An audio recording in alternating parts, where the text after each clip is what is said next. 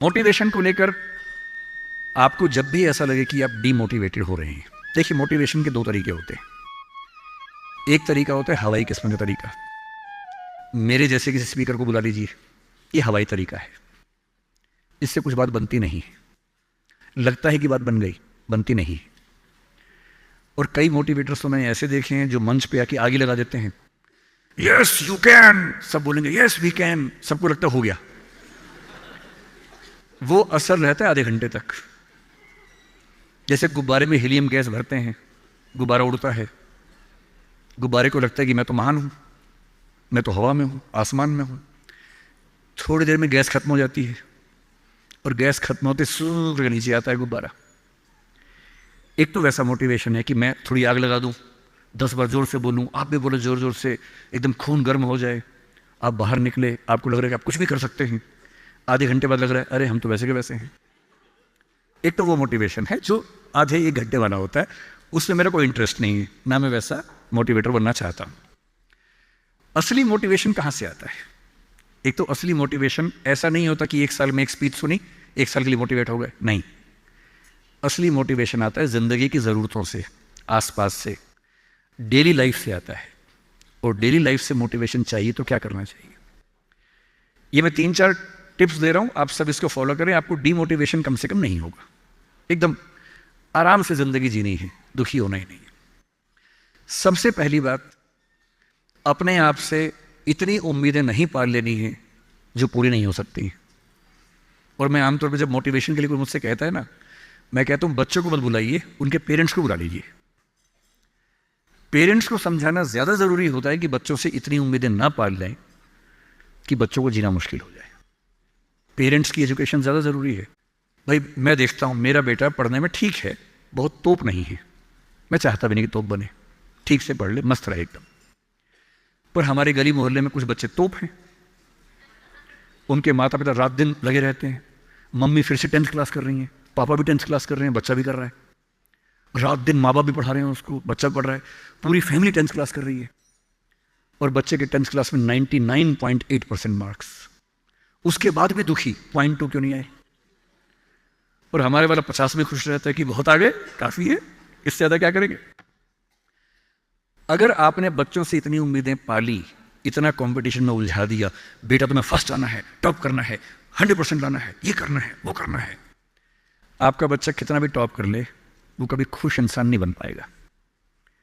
और पेरेंट्स के लिए सबसे जरूरी होना चाहिए कि आपका बच्चा खुश रहे, ठीक इंसान बन जाए, आपके बुढ़ापे में आपकी चिंता कर ले, मन ही मन आपसे नफरत ना करने लगे। जब मेरे पास बच्चे अकेले में आके बात करते हैं, कभी कभी रोते हुए बोलते हैं मुझे अपने पेरेंट्स से नफरत है, नफरत। उन्होंने मुझे एक मशीन समझा अपनी इच्छाएं पूरी करने के लिए। मेरा मन था ये करने का, धमका धमका कि ये फील्ड दिलवाई जो फील्ड मेरा स्वधर्म है ही नहीं। मैं रोज पढ़ता हूं रो रो के, मेरा मन नहीं करता पढ़ने का क्योंकि मेरी फील्ड थी ही नहीं। इसलिए आप सबसे कह रहा हूं, हर व्यक्ति हर काम नहीं कर सकता, पर हर व्यक्ति कुछ ना कुछ अच्छा कर सकता है। और वो कुछ ना कुछ अच्छा क्या है? जो आपका स्वधर्म है। इतने उम्मीद मत पालिए। मसलन क्रिकेट भारत का शौक आजकल सब लोगों को हो गया है, लाखों बच्चे क्रिकेट खेल रहे हैं गली मोहल्ले में, सबको आईपीएल में आना है, सबको भारत की टीम में आना है। पर भारत की टीम में कुल 16 लोग आएंगे, उनमें भी 11 खेलेंगे, 5 बाहर बैठेंगे। और लाखों लोग क्रिकेट खेल रहे हैं, रात दिन की टीम में आना है। ध्यान रखना है, आप जो भी रास्ता चुनेंगे उसमें सफल होने से ज्यादा संभावना विफल होने की है। इसलिए तैयारी करते हुए इस चीज की भी तैयारी करनी है कि नहीं हुआ तो क्या होगा। और मैं बच्चों को बार बार कहता हूं, जिंदगी बहुत बड़ी है, नौकरी जिंदगी का एक छोटा सा हिस्सा है। मिले बढ़िया, ना मिले भाड़ में जाए, एकदम भाड़ में जाए। और मैंने खूब देखा है, आईएएस आईपीएस बनने के बाद भी कुछ लोग आत्महत्या कर लेते हैं, दुख से, तनाव से, परेशानी से। और मैंने देखा कुछ लोग छोटी सी नौकरी में इतने मस्त मौला होते हैं कि जिंदगी की हर खुशी जैसे उनके पास ही है। अंत में खुश रहना है तो उसके लिए वो एक नौकरी जरूरी छोड़ना है, मिलेगी तो बढ़िया है, ना मिले तो भाड़ में जाए। तो अपना तकिया कलाम बना लीजिए। तकिया कलाम का मतलब अपनी एक पंच लाइन बना लीजिए, अपनी एक मिशन स्टेटमेंट बना लीजिए कि ताकत लगाएंगे, पूरी ताकत से कोशिश करेंगे कि जो मैं चाहता हूं, जज बनना है, पॉलिटिशियन बनना है, आईएएस बनना है, जो बनना है बनूं, उद्यम करना है उद्यम करूं, स्टार्टअप करना है स्टार्टअप करूं, पर नहीं हुआ। कोई पूछे ना अगर नहीं हुआ तो बोला भाड़ में जाए, क्या हो गया नहीं हुआ तो, कुछ और करेंगे, तू नहीं कोई और सही, कोई और नहीं कोई और सही। ये एक इंसान के बारे में नहीं, अभी नौकरी के बारे में है। ये नौकरी नहीं तो कोई और नौकरी सही, कोई और नौकरी नहीं तो कोई और नौकरी सही, ऐसा क्या है, हजार ऑप्शन है। तो खुद से उम्मीदें कम। दूसरा, अपने आसपास 3-4 लोग ऐसे रखिए जो कायदे के लोग हो। आपके जो दोस्त होते हैं ना, जो सबसे अच्छा दोस्त है वो पूरा दोस्त नहीं होता, थोड़ा सा दुश्मन भी होता है। हर दोस्त और दुश्मन का पैकेज होता है। वो आपसे जलता भी सबसे ज्यादा है लेकिन दोस्त भी है। आपके राज रखता है।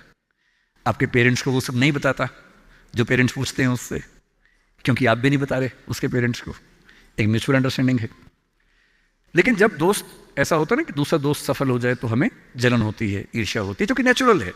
दुखी नहीं होना है। कोई दोस्त आपको पूछे अगर मैं सिलेक्ट हो गया तू नहीं हुआ तो जलन होगी, झूठ मत बोलना हाँ होगी, नॉर्मल है, सबको होती है, मुझे भी होगी, लेकिन इतनी नहीं होगी कि मैं तेरे खिलाफ कुछ काम करना चाहूं। थोड़ी होगी, ह्यूमन बीइंग हूं, ह्यूमन साइकोलॉजी है, तो मैं उससे कैसे बच सकता हूं।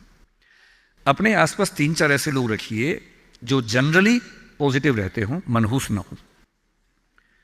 ये दुनिया मनहूस लोगों से भरी हुई है। आप कुछ भी करने लगेंगे, आप कहेंगे मैं सोच रहा हूं कि अपना काम शुरू करूं, लोग कहेंगे अरे पागल मर जाएगा, अरे पागल, तेरे खानदान में किसी ने किया आज तक, अरे तेरे बस की बात नहीं है, अरे छोड़ दे, तुझसे होगा ही नहीं, मैंने पहले ही कहा था नहीं होगा। इन मनहूसों से दूर रहिए। ऐसे 2-4 लोग जो थोड़ा पॉजिटिव हों और सोच समझ के सलाह दे। जैसे आप कहें कि मैं सोच रहा हूं कि मैं आईएएस की तैयारी कर लूं, आपका दोस्त कहेगी देख भाई मैं तेरे साथ हूं, सपोर्ट करूंगा, लेकिन ये 3-4 बातें हैं, पहले सोच लो, इन बातों पे अगर ठीक लगे तो आगे बढ़ो, क्योंकि लंबी स्ट्रगल है। हाँ, स्ट्रगल करोगे तो मैं साथ में हूं, कोई दिक्कत नहीं आएगी। तीसरा, छोटे छोटे टारगेट्स, छोटा छोटा कंपटीशन जीवन में रखिए। एक लंबी यात्रा एक झटके में नहीं होती है, बहुत छोटे छोटे टारगेट से पूरी होती है। जैसे मैं रोज 8 घंटे पढ़ूंगा, आज मुझे इतना सिलेबस कर लेना है, उतना कर लीजिए। एक टाइम टेबल बना लीजिए। टाइम टेबल हमेशा पूरा नहीं होता है, वीक में 5 दिन पूरा हो जाए सही है, 2 दिन नहीं होगा। क्योंकि इस उम्र में क्या होता है कि 5 दिन पढ़ लिए, 6 दिन जा रहे थे, किसी को देख के अच्छा लग गया, अब उसी की याद में खोए हुए हैं, पढ़ाई नहीं हो रही है। तो वो भी करना है ना, इंसान बने रहना है, मशीन नहीं बनना है। तो 5 दिन पढ़िए, 6 दिन मोहब्बत का रखिए, दोस्ती का रखिए, खेलने का रखिए, और इन सब चीज़ों को मैनेज करते हुए एक अच्छी लाइफ के साथ अगर टारगेट्स लेके चलेंगे, छोटा छोटा कंपटीशन अपने दोस्तों के साथ करते हुए आगे बढ़ें, तो मोटिवेशन आमतौर बना रहता है। और जब जब डीमोटिवेशन ज़्यादा होने लगे तो मेरे जैसे किसी की बात सुन लीजिए, 1-2 घंटे के लिए गुब्बारा फूल जाएगा, और 2 घंटे के लिए अगर उस फेज से आप निकल गए तो चीज़ें ठीक रहेंगी।